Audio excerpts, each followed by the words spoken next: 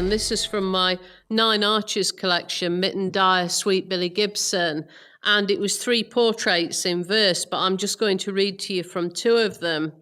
And Squire John Mitten was candidate for the Regency's most eccentric man, and he had, lots of competition in the Regency. There are some people who are fairly out there, but I think he actually did come pretty close to winning. He used to ride a bear into his dining room, and people still used to dine with him, which I find really fascinating.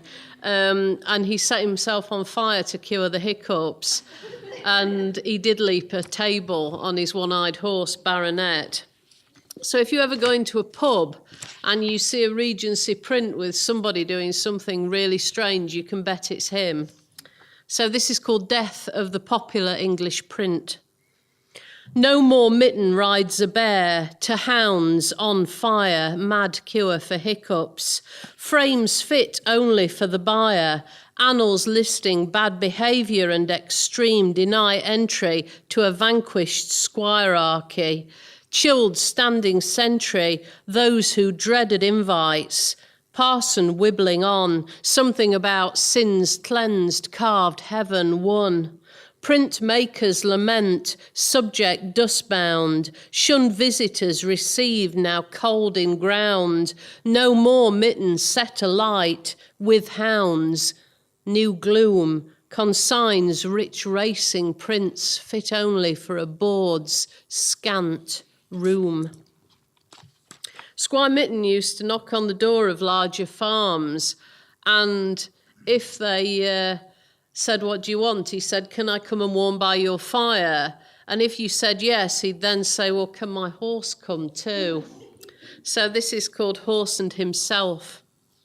Horse and himself bothering farm doors come night, him shivered in thin coats, impersonating jobbing labourer.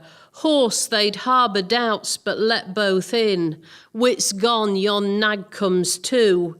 Beast and master blocking fire's breath, insane to do. A squire's a squire, moon mad or not. Choice seems rich man's folly, chilled as sherbet ice.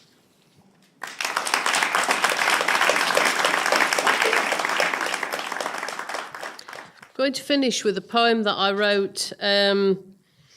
My great-granddad had a little boy who died when he was a baby, and in those days they buried children who didn't reach sort of infancy under the churchyard wall, and it was up to the family to scrape the initials on. And I did go back and look, but the initials were long gone, so I guess this poem kind of stood in the way of the initials, really.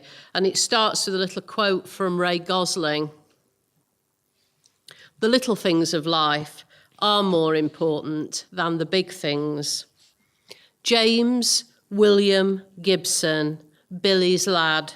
No formal inscription, dead within scant days of being born.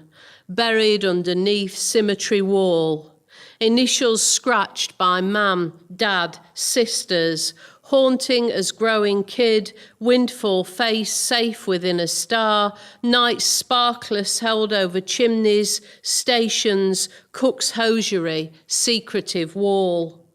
3 letters wind scrubbed ages since, no memorial pages nor archangel, protecting wings rebuffing neshist midland winds. Only Tommy from a rotten war, back turned on family plots, leads to James William, distanced, never aged to our gem, Jimbo or Jim Gibson. Lifelines stretching in mind's eyes of mam, dad, sisters, complicit in their legends scraping, but lacking chisel's edge to make it last. Thank you.